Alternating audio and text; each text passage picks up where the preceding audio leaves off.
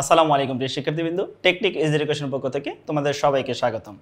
বাংলাদেশে এই প্রথম পূর্ণাঙ্গ ডিজিটাল বই ইজি কেমিস্ট্রির পক্ষ থেকে তোমাদের সবাইকে স্বাগতম আরও একবার। বইটিকে কেন ডিজিটাল বই বলা হচ্ছে বা পূর্ণাঙ্গ ডিজিটাল বই বলা হচ্ছে, এর কারণ হচ্ছে এই ইজি কেমিস্ট্রির প্রত্যেকটি পেজে তুমি দেখতে পারবে কিউআর কোড আছে। এই কিউআর কোড স্ক্যানের মাধ্যমে তুমি সরাসরি আমাদের ভিডিওতে চলে আসতে পারবে। তোমার যে জায়গায় প্রবলেম আছে সেই প্রবলেম তুমি সলভ করে নিতে পারবে। তার মানে দেখো, ঘরে বসে খুব ইজিলি তুমি বইটি থেকে সব কিছু পেয়ে যাচ্ছ। এর জন্য তোমাকে কোনো ব্যাসেও যেতে হবে না, কোনো টিচারের কাছে যেতে হবে না।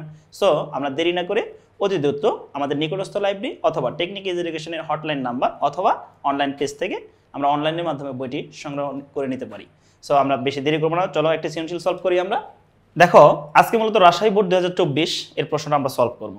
আগে তাহলে আমরা প্রশ্নটা দেখি, প্রশ্নটাতে কি কি বলেছে আমরা সেটা একটু দেখার চেষ্টা করি। তাহলে দেখো, ওকে, প্রশ্নটা যদি একটু লক্ষ্য করি, দেখো কার্বন ডাই অক্সাইড এবং তার সঙ্গে আমরা কি করছি, 4টা হাইড্রোজেন, 4 মোল হাইড্রোজেনের বিক্রিয়া করছি নিকেল প্রভাবকের উপস্থিতিতে 250 ডিগ্রি সেলসিয়াস তাপমাত্রায়। তাহলে এখান থেকে আমরা এক্স একটা যৌগ পাবো। আমরা দেখো অ্যালকেনের প্রস্তুতি শিখে আসছি। অ্যালকেন কিভাবে প্রস্তুত করা যায়, ডিকার্বক্সিলেশন বিক্রিয়ার মাধ্যমে, উডস-ফিটিক বিক্রিয়ার মাধ্যমে, কার্বন ডাই অক্সাইড থেকে। তার মানে দেখো কার্বন ডাই অক্সাইড থেকে আমরা কিন্তু এক্স যৌগটা পেয়েছি। তার মানে এক্স যৌগটা অবশ্যই একটা কি ছিল বলতো, অ্যালকেন। যদিও আমরা এটা বিশদভাবে আলোচনা করব, আপাতত মাথায় রাখি এক্স হচ্ছে আমাদের একটা কি বলতো, অ্যালকেন, এবং তার সঙ্গে সামান্য পরিমাণ আমাদের কি উৎপন্ন হয়েছে, পানি। এখন লক্ষ্য করো 2 নম্বরে বলা আছে এই যে ক্যালসিয়াম হাইড্রোক্সাইড, তার সঙ্গে আমরা ক্লোরিনের বিক্রিয়া করছি, এখান থেকে এ একটা যৌগ পাইছি। তার মানে বুঝতেই পারতেছি এটা একটা ব্লিচিং পাউডার, ঠিক আছে।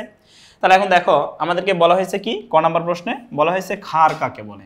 তাহলে দেখো মূলত গ্রুপ নাম্বার 1 একের মৌলসমূহ যে 7টি মৌল আছে, হাইড্রোজেন, হিলিয়াম, লিথিয়াম, মানে hydrogen, lithium, sodium, potassium, rubidium, caesium, francium, এই 7টি মৌল মূলত হচ্ছে কি বলতো, ক্ষার ধাতু। এদেরকে কেন ক্ষার ধাতু বলা হয়, কারণ এই গ্রুপের মৌলসমূহ মূলত কি করে বলতো, পানির সঙ্গে বিক্রিয়া করে ক্ষার প্রস্তুত করে, যার কারণে এদেরকে আমরা ক্ষার বলি। তাহলে ক্ষার আমরা কাকে বলবো, যে সকল মৌলের মধ্যে ওএইচ মূলক বিদ্যমান থাকে এবং যেগুলো পানিতে দ্রবীভূত হয় তাদেরকে আমরা মূলত ক্ষার বলে থাকি। ওকে, আশা করি ক নাম্বার প্রশ্ন আমরা বুঝতে পেরেছি। এখন আসো আমাকে খ নাম্বার প্রশ্নটা সলভ করতে হবে। বলছে পানির স্থায়ী ক্ষারতা কাকে বলে। মনে রাখবা, পানির মধ্যে যদি ক্যালসিয়াম, ম্যাগনেসিয়াম অথবা আয়রনের ক্লোরাইড যুক্ত থাকে, তার মানে দেখো যে সকল পানির মধ্যে ক্যালসিয়াম, ম্যাগনেসিয়াম এবং আয়রনের ক্লোরাইড যুক্ত থাকে বা আয়রনের লবণ বিদ্যমান থাকে, সে সকল পানিকে মূলত আমরা কি বলে থাকি, স্থায়ী পানি, স্থায়ী ক্ষারতা পানি বলে থাকি, ঠিক আছে। পানির ক্ষারতা 2 ধরনের, একটা হচ্ছে স্থায়ী ক্ষারতা আর একটা হচ্ছে অস্থায়ী ক্ষারতা। যদি সালফেটের লবণ বিদ্যমান থাকে তাহলে সেটা হচ্ছে অস্থায়ী ক্ষারতা, আর যদি ক্লোরাইডের লবণ বিদ্যমান থাকে তাহলে তাদেরকে আমরা বলে থাকি স্থায়ী ক্ষারতা। আশা করি জিনিসটা আমরা বুঝতে পেরেছি। চলো গ নাম্বার প্রশ্নটা আমরা একটু সলভ করার চেষ্টা করি। গ নাম্বার প্রশ্নে আমাদেরকে বলা হয়েছে এ যৌগটি কিভাবে জীবাণু ধ্বংস করে। তাহলে দেখো আমি কিন্তু তোমাদেরকে আগেই বলে আসছি, এ যৌগটা হচ্ছে আমাদের কি বলতো, একটা এ যৌগটা হচ্ছে আমাদের ব্লিচিং পাউডার। কি বলতো, ব্লিচিং পাউডার। তাহলে এটা আমাদেরকে মূলত কি করতে হবে, বিক্রিয়া করে বের করতে হবে। তাহলে দেখো ক্যালসিয়াম হাইড্রোক্সাইডের সঙ্গে কার বিক্রিয়া করতেছি, আমরা ক্লোরিনের বিক্রিয়া করতেছি 40 ডিগ্রি সেলসিয়াস তাপমাত্রায়। তাহলে দেখো আমরা কিন্তু এখান থেকে কি পাবো, ব্লিচিং পাউডার পাবো। চলো আমরা একটু দেখে আসি গ নাম্বার প্রশ্নটা। তাহলে গ নাম্বার প্রশ্ন যদি আমরা লক্ষ্য করি, দেখো আমরা কি করেছি, ক্যালসিয়াম হাইড্রোক্সাইডের সাথে কার বিক্রিয়া করেছি বলতো, ক্লোরিনের বিক্রিয়া, তাই না। আমরা একটু দেখে আসি। হ্যাঁ দেখো Cl2 এর বিক্রিয়া। তাহলে Cl2 এর বিক্রিয়া যদি আমরা করি, এখান থেকে আমরা কি পাই বলতো, 40 ডিগ্রি সেলসিয়াস তাপমাত্রায়। তাহলে আমরা পাই এখান থেকে ক্যালসিয়াম হাইপোক্লোরোক্লোরাইড, তার মানে দেখ OCl, তার সঙ্গে হচ্ছে Cl। এই জিনিসটাকে আমরা কি বলতেছি বলতো, এটাকে আমরা বলতেছি হচ্ছে ব্লিচিং পাউডার। ওকে, ব্লিচিং পাউডার, ব্লিচিং পাউডার। তাহলে দেখো ব্লিচিং পাউডারের সঙ্গে আর কি আমাদের উৎপন্ন হয়েছিল বলতো, তার সঙ্গে আমাদের পানি উৎপন্ন হয়েছে, তাই না। তাহলে তার সঙ্গে আমরা কি পাইছি, পানি পাইছি। ওকে, তাহলে এখন তুমি লক্ষ্য করো এই যৌগটা আমাদের আসলে কে ছিল, ব্লিচিং পাউডার। এখন তুমি একটা জিনিস দেখো, আমাকে প্রশ্নে কি সলভ করতে বলেছে, আমাকে বলেছে কি, দেখো আমাকে বলা হয়েছে এই যৌগটি কিভাবে জীবাণু ধ্বংস করে ব্যাখ্যা করো। দেখো এইটা মূলত এখান থেকে যদি আমরা কি করি বলতো, পানিকে অপসারণ করি আর কি, যে ব্লিচিং পাউডার আছে এখান থেকে আমরা আসলে কি পাই বলতো, এটাকে যদি আমরা পানির সঙ্গে বিক্রিয়া করি তাহলে সেক্ষেত্রে তুমি এখান থেকে যে জিনিসটা পাবা সেটা হচ্ছে কি বলতো, সেটা হচ্ছে HCl এবং হচ্ছে হাইপোক্লোরাস অ্যাসিড। আমরা কি পাবো বলতো, HCl এর সঙ্গে আমরা কি পাবো, হাইপোক্লোরাস অ্যাসিড পাবো। ওকে, দেখো আমি বিক্রিয়াটা যদি তোমাদেরকে একটু এখান থেকে দেখাই তাহলে তোমরা আসলে বুঝতে পারবা জিনিসটা। ওকে, তাহলে দেখো বিক্রিয়াটা একটু লক্ষ্য করো, এখান থেকে তাহলে দেখো এই যে দেখো ব্লিচিং পাউডারকে যদি পানির সঙ্গে বিক্রিয়া করি তাহলে ক্যালসিয়াম ক্লোরাইডের সঙ্গে হাইপোক্লোরাস অ্যাসিড পাই। ওকে, আমি তোমাদেরকে বিক্রিয়াটা সম্পূর্ণ করে দিই, তাহলে তোমাদের একটু বুঝতে সুবিধা হবে। আচ্ছা আসো, তাহলে দেখো আমরা এই যে ব্লিচিং পাউডারটা পাইলাম এটাকে আমরা পানির সঙ্গে বিক্রিয়া করব। কার সঙ্গে বলো তো? পানির সঙ্গে বিক্রিয়া করব। তাহলে এখান থেকে আমরা কি পাবো বলো তো? এখান থেকে মূলত আমরা পাবো হচ্ছে দেখো এই যে ক্যালসিয়াম, সে হচ্ছে 2+, সে কার সঙ্গে যুক্ত হবে বলো তো?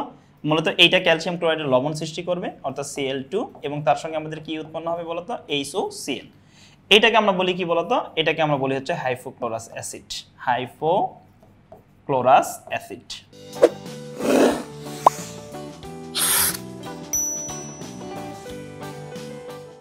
Chlorous acid.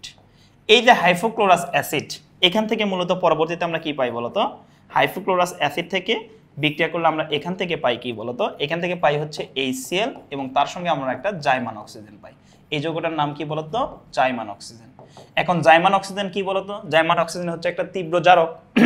জাইমান অক্সিজেন কি? একটা তীব্র জারক। এই যে জাইমান অক্সিজেন একটা তীব্র জারক, এই তীব্র জারকটা কি করে?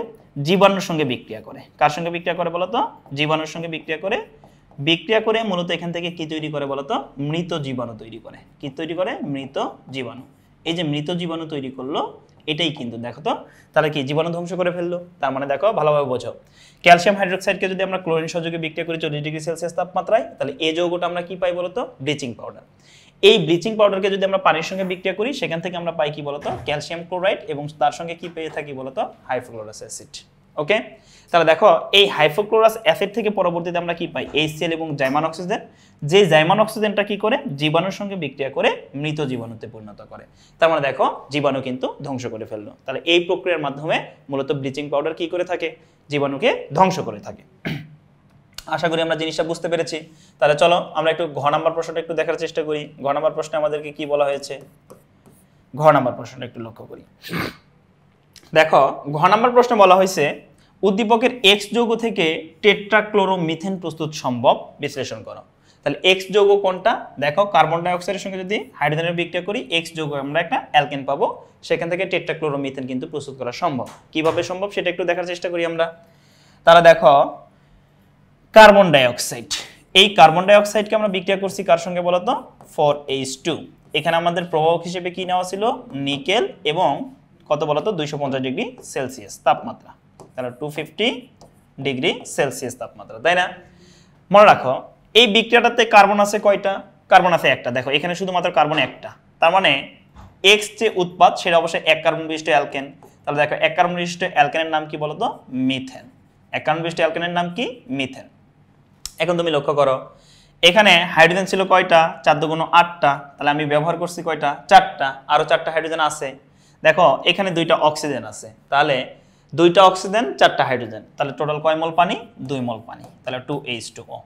এখন লক্ষ্য করো তার মানে X যৌগটা আমাদের কি বলতো? X যৌগ হচ্ছে আমাদের মিথেন। এখন মিথেন থেকে টেট্রাক্লোরোমিথেন বা হচ্ছে টেট্রাক্লোরোমিথেন প্রস্তুত সম্ভব, সেটা আমরা কিভাবে বের করব? সেটা হচ্ছে অ্যালকেনের ক্লোরিনেশন বিক্রিয়ার মাধ্যমে। কিসের মাধ্যমে বলতো? অ্যালকেনের ক্লোরিনেশন বিক্রিয়ার মাধ্যমে। তাহলে আমরা এখন লিখবো দেখো টেট্রাক্লোরোমিথেন প্রস্তুত। টেট্রাক্লোরোমিথেন প্রস্তুত। টেট্রাক্লোরোমিথেন প্রস্তুত। ওকে, তাহলে টেট্রাক্লোরোমিথেন কিভাবে আমরা প্রস্তুত করব? ভাইয়া এদের হচ্ছে ক্লোরিনেশন করব। তাহলে দেখো X যৌগটা আমাদের কি ছিল? CH4। এটাকে আমরা ক্লোরিনেশন করব। ক্লোরিনেশন মানে হচ্ছে ক্লোরিনের উপস্থিতিতে বিক্রিয়া। অবশ্যই বিক্রিয়াটা করার সময় আমরা কি করব? UV আলট্রাভায়োলেট অর্থাৎ সূর্যরশ্মির উপস্থিতিতে বিক্রিয়াটা করব, এবং মাথায় রাখবা মৃদু আলোর উপস্থিতিতে বিক্রিয়া করলে আমরা ধাপে ধাপে 4টা ধাপে টেট্রাক্লোরোমিথেন পাই। আর যদি আমরা উচ্চ আলোর উপস্থিতিতে বিক্রিয়া করি তাহলে সেক্ষেত্রে এক ধাপে আমাদের কিন্তু উৎপাদটা উৎপন্ন হবে। তবে আমরা সবসময় মৃদু আলোর উপস্থিতিতে বিক্রিয়া করব। তাহলে বিক্রিয়া কিন্তু একেবারে সহজ। দেখো এই যে CH4, এখানে হাইড্রোজেন একটা করে কমতে থাকবে, ক্লোরিন একটা করে বৃদ্ধি পেতে থাকবে। কি বলছি বলতো? বিক্রিয়াটিতে হাইড্রোজেন একটা করে কমবে, ক্লোরিন একটা করে বাড়বে। তাহলে দেখো এখানে হাইড্রোজেন ছিল 4টা, তাহলে এখন হাইড্রোজেন হবে কয়টা? 3টা। একটা হাইড্রোজেন কিন্তু কমছে। আবার দেখো ক্লোরিন একটাও ছিল না, তুমি একটা ক্লোরিন দিয়ে দাও, তাহলে ক্লোরিন একটা বাড়ছে। প্লাস এখানে ক্লোরিন ছিল 2টা, একটা ব্যবহার হয়েছে, এখানে হাইড্রোজেন একটা বের করে দিছি, তাহলে দেখো HCl বাই প্রোডাক্ট হিসেবে কি থাকবে? HCl। ওকে, এখান থেকে আমরা একটা হাইড্রোজেনকে অপসারণ করলাম, আর এখান থেকে একটা ক্লোরিনকে নিয়ে সে কিন্তু HCl গঠন করলো। তার মানে সংক্ষেপে লিখে রাখো, হাইড্রোজেন একটা করে কমবে, ক্লোরিন একটা করে কি হবে বলতো বাড়বে। তাহলে এটা হচ্ছে তোমাদের জন্য একটা শর্ট নোট। ওকে, বিক্রিয়াটা কিন্তু একেবারে ইজি। তাহলে এখন আসো, এই যে এটাকে বলা হচ্ছে ক্লোরোমিথেন, এটার নাম কি বলতো ক্লোরোমিথেন। এই ক্লোরোমিথেনকে আমরা দ্বিতীয় ধাপে আবারও ক্লোরিনেশন করব, অর্থাৎ CH3Cl এটাকে যদি আরো একবার ক্লোরিনেশন করি তাহলে সেক্ষেত্রে এখান থেকে আমরা কি পাবো বলতো, আরেকটা হাইড্রোজেন কমবে, আরেকটা ক্লোরিন বাড়বে। তাহলে CH3 ছিল হবে কত CH2, ক্লোরিন ছিল একটা, ক্লোরিন হবে কয়টা দুইটা। তাহলে দেখো তার সঙ্গে কি উৎপন্ন হবে HCl প্লাস, এটাকে বলা হচ্ছে ডাইক্লোরোমিথেন। এই ডাইক্লোরোমিথেনকে যদি আমরা আবারও কি করি বলতো, ডাইক্লোরোমিথেনকে যদি আমরা আবারও ক্লোরিনেশন করি তাহলে সেখান থেকে আমরা কি পাবো বলতো, দেখো আরো একটা হাইড্রোজেন কমবে, আরেকটা ক্লোরিন বাড়বে। তার মানে CH2 ছিল হবে কি CH, এখন ক্লোরিন ছিল দুইটা, ক্লোরিন হবে কয়টা তিনটা। তাহলে এইটার নাম কি বলতো ক্লোরোফর্ম বা ট্রাইক্লোরোমিথেন। এটাকে ট্রাইক্লোরোমিথেনও বলা হয়, আবার ক্লোরোফর্মও বলা হয়। ক্লোরোফর্ম যেটা চেতনানাশক হিসেবে ব্যবহৃত হয়, ঠিক আছে। তার সঙ্গে আমাদের কি উৎপন্ন হবে HCl উৎপন্ন হবে। তাহলে দেখো HCl উৎপন্ন হলো। এবং চতুর্থ ধাপে এই ক্লোরোফর্মকে যদি আমরা আবারও কি করি বলতো ক্লোরিনেশন করি তাহলে সেক্ষেত্রে আমরা কি পাবো বলতো, সেক্ষেত্রে আমরা মূলত টেট্রাক্লোরোমিথেন পেয়ে যাব। টেট্রাক্লোরোমিথেন আমরা পেয়ে যাব। তাহলে দেখো এখন হাইড্রোজেন ছিল একটা, থাকবে না একটাও, কারণ কমে যাবে একটা।